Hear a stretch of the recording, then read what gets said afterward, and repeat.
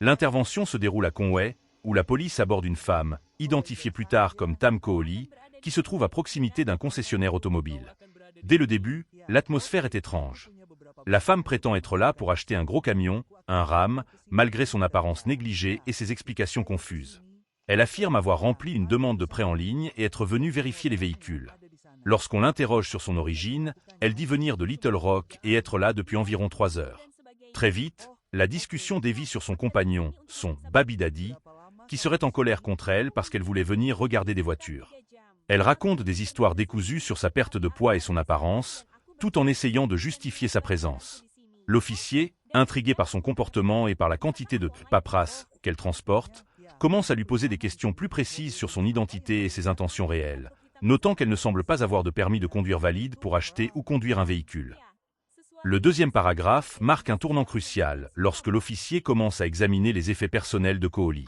Il découvre une quantité impressionnante de cartes de crédit et de débit, plus de 15 cartes Visa et autres, qui ne semblent pas être à son nom. Kooli tente de se justifier en racontant une histoire abracadabrante. Elle prétend que des robots ou des personnes malveillantes ont placé ces cartes dans son sac à son insu pendant qu'elle traînait ailleurs. Elle affirme qu'elle ne voulait pas les utiliser, mais simplement les garder pour sa famille. L'officier, flairant une fraude massive, demande la permission de fouiller son sac de manière plus approfondie. Bien qu'elle soit initialement hésitante, elle finit par laisser l'agent regarder, tout en essayant de cacher certains objets qu'elle qualifie de jouets personnels pour éviter d'être mise sur la sellette. Cependant, la fouille révèle rapidement quelque chose de bien plus grave que des sextoys ou des cartes volées, de la drogue. La chute finale de Tam Kooli. L'officier découvre une substance blanche qu'il identifie immédiatement comme de la cocaïne. Il lui lit ses droits Miranda et procède à son arrestation. Kooli, soudainement plus calme mais toujours dans le déni, affirme qu'elle ne savait pas que la drogue était là et que si elle l'avait su, elle ne l'aurait pas gardée. Elle finit par admettre avoir consommé de la cocaïne par le passé, mais prétend que cela fait longtemps, des jours ou des semaines. Les tests sur le terrain confirment qu'il s'agit de cocaïne et potentiellement de méthamphétamine. En plus des charges pour possession de stupéfiants, elle fait face à de graves accusations liées aux nombreuses cartes de crédit frauduleuses et à l'usurpation d'identité. La vidéo s'achève sur son transfert vers le centre de détention, les policiers notant que son histoire de robot et de cartes placées par erreur ne tiendra jamais devant un juge, surtout avec les preuves matérielles accablantes trouvées dans ses affaires. L'aspect technique de l'enquête immédiate révèle l'ampleur du réseau de fraude potentielle dans lequel Tam Kooli semble impliqué. En examinant les carnets de notes trouvés dans son sac, les officiers découvrent non seulement les cartes physiques, mais aussi des listes manuscrites contenant des informations personnelles sensibles. Numéro de sécurité sociale, date de naissance et adresse de tiers. Cette découverte transforme une simple affaire de possession de drogue en une enquête fédérale potentielle pour vol d'identité à grande échelle. L'officier note avec ironie que la suspecte a pris soin de classer ses documents dans des enveloppes. Une méthode d'organisation qui contredit totalement sa théorie selon laquelle des inconnus ou des robots auraient rempli son sac à son insu. Chaque nouvelle carte examinée semble correspondre à une victime différente, renforçant la thèse d'un système de fraude structuré visant à obtenir des crédits ou des financements automobiles de manière illégale, ce qui explique sa présence ciblée chez un concessionnaire de camions haut de gamme. La psychologie de la suspecte durant l'interrogatoire sur place montre une alternance frappante entre une apparente coopération et des tentatives désespérées de manipulation émotionnelle.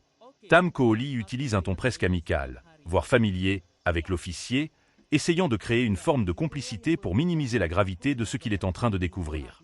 Elle mentionne ses problèmes personnels, sa perte de poids et sa fatigue pour susciter la sympathie, tout en distillant des mensonges manifestes sur son absence de permis de conduire. Cette stratégie de « fuite en avant » est typique des individus habitués au système carcéral, cherchant à tester les limites de l'agent. Cependant, face à la rigueur de l'officier qui reste focalisé sur les preuves matérielles, son discours s'effondre. Le contraste entre ses prétentions, acheter un camion à plusieurs dizaines de milliers de dollars, et sa réalité matérielle, arriver à pied, sac rempli de stupéfiants et de cartes volées, souligne la déconnexion totale produite par la consommation prolongée de substances et l'habitude de l'illégalité. Enfin, la conclusion de l'intervention sur le terrain met en lumière l'efficacité de la coordination policière à Conway. Pendant qu'un officier sécurise la suspecte et ses droits, les autres agents procèdent à un inventaire méticuleux qui servira de base solide pour l'accusation. Ils discutent de la pureté apparente de la cocaïne trouvée et de la présence probable de fentanyl, une préoccupation majeure pour la sécurité des agents lors des manipulations. L'arrestation de Tam Kooli est perçue par l'équipe comme une victoire significative, non seulement pour le retrait de drogue dure de la circulation, mais surtout pour l'interruption d'une chaîne de victimes de vol d'identité qui auraient pu voir leur crédit ruiné par ces activités. Alors que la voiture de patrouille quitte le parking du concessionnaire, l'officier rappelle à la suspecte que son refus d'honnêteté initiale et ses histoires de robots seront soigneusement consignés dans le rapport, rendant sa défense devant un tribunal extrêmement fragile face au poids des preuves numériques et physiques saisies. Le dossier est maintenant entre vos mains. Est-ce que la police a agi avec discernement ou, selon vous, les limites ont été franchies? Votre avis compte, exprimez-vous dans l'espace commentaire. Pour soutenir notre travail de documentation, n'oubliez pas de laisser un pouce bleu et de vous abonner à Bodycam Dossier. On se retrouve très vite pour une prochaine analyse.